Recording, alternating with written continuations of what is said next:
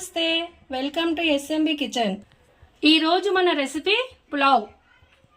దానికి కావాల్సిన పదార్థాలు చూడండి. ఇక్కడ బిర్యానీ ఆకు, లవంగాలు, దాల్చిన చెక్క, ఇలాయచీ, జాపత్రి, షాజీరా, ఆనియన్స్ 4 పెద్ద సైజు ఆనియన్స్ కట్ చేసినాను, 4 పచ్చిమిర్చి, 2 నిమ్మకాయలు, పుదీనా, మెంతం కూర, టమాటో, ధనియాల పొడి, కస్తూరి మేథి, ఉప్పు, అల్లం వెల్లుల్లి పేస్ట్, ఆయిల్, పడినర బియ్యము నానబెట్టినాను. ఇప్పుడు ప్రాసెస్లోకి వెళ్ళిపోదాం. ముందుగా స్టవ్ ఆన్ చేసుకొని దానిపైన ఒక బగోనా పెట్టాలండి. పడినర బియ్యం కదా, మేము ఎక్కువ చేస్తున్నాను నేను ఈసారి పలావ్, అందుకే పెద్ద గిన్నె పెట్టానండి. అది బగోనా హీట్ అయిన తర్వాత అందులో నేను ఈ గరిటెతో 4 గరిటెలు నూనె వేస్తున్నానండి.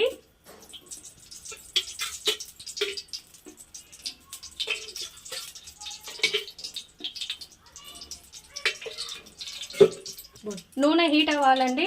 నూనె హీట్ అయిన తర్వాత ఇవి పెట్టుకున్న మనము దాల్చిన చెక్క, తర్వాత దీనిలో పచ్చిమిర్చి యాడ్ చేయాలి. తర్వాత కట్ చేసుకున్న ఆనియన్స్ దీనిలో వేయాలి.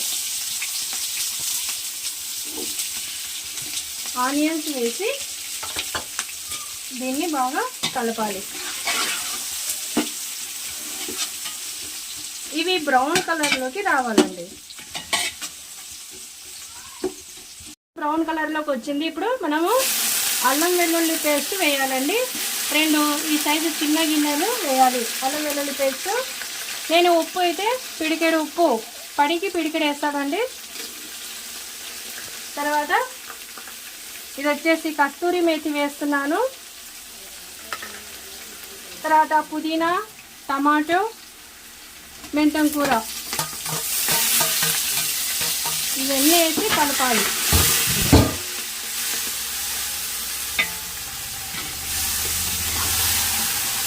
దీంట్లో కొద్దిగా వాటర్ యాడ్ చేసుకోవాలి. యాడ్ చేసి మంట లో ఫ్లేమ్లో పెట్టి మూత పెట్టేయాలి.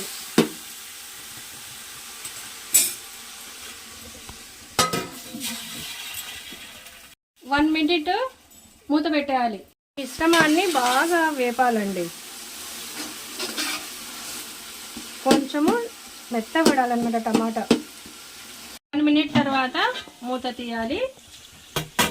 నేనైతే ఈ మగ్గు ఉంది కదా, స్టీల్ మగ్గు, అరపడికి ఒకటి వేస్తానండి. దీంతో నేను 3 మగ్గులు నీళ్లు పోస్తాను. దాంట్లో ఎసురు పోసిన తర్వాత కొంచెం కలపాలండి. కలిపి దీంట్లో నిమ్మరసము మనము పెట్టుకున్నాం కదా, నిమ్మరసము విత్తనాలు పడకుండా వేసుకోవాలి. పెట్టేయాలి. ఎసురు ఉడకాలన్నమాట. ఎసురు వచ్చిందంటే ఉడుకుతుంది ఎసురు. దీనిలో ఇప్పుడు మనము కడిగి పెట్టుకున్న బియ్యము యాడ్ చేద్దాం. నానబెట్టాను కదా నేను బియ్యము, ఆ బియ్యము యాడ్ చేస్తాను.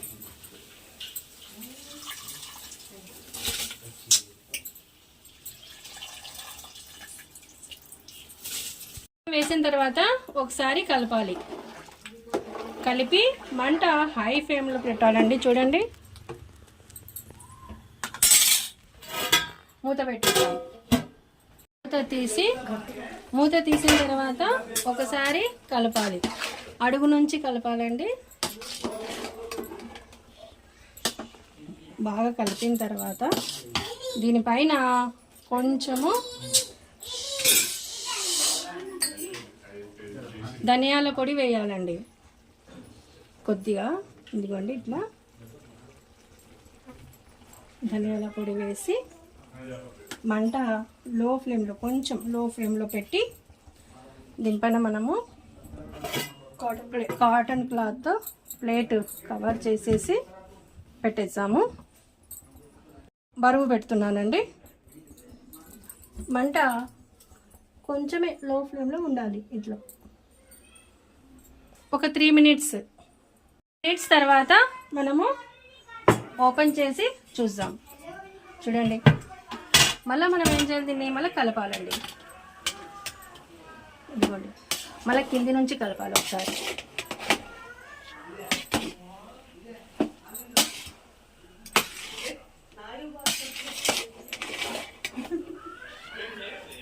ఓకే, ఇప్పుడు మగ్గనిస్తాం అన్నము. మూత పెట్టేసి ఇప్పుడు 5 మినిట్స్ మగ్గనివ్వాలండి. దమ్ అవ్వాలి, అన్నము మగ్గాలి. పులావ్ మంట కొంచెం లో ఫ్లేమ్ ఇంకొంచెం తగ్గించాలి. ఓకే, 5 మినిట్స్ తర్వాత చూద్దాం. ఇప్పుడు ఓపెన్ చేసి చూద్దాము. చూడండి, పులావ్ బాగా పర్ఫెక్ట్గా దమ్ అయింది. ఇప్పుడు సర్వ్ చేసుకుందాం. వేడి వేడి పులావ్ రెడీ అయిపోయిందండి. నేను చేసిన దోసకాయ దాల్చా, గోంగూర చికెను దాంతో సర్వ్ చేసుకొని తిన్నారంటే చాలా టేస్టీగా ఉంటుందండి. మీరు కూడా ట్రై చేయండి. నాకు కామెంట్స్లో చెప్పండి. సబ్స్క్రైబ్ చేసుకోండి. Thank you.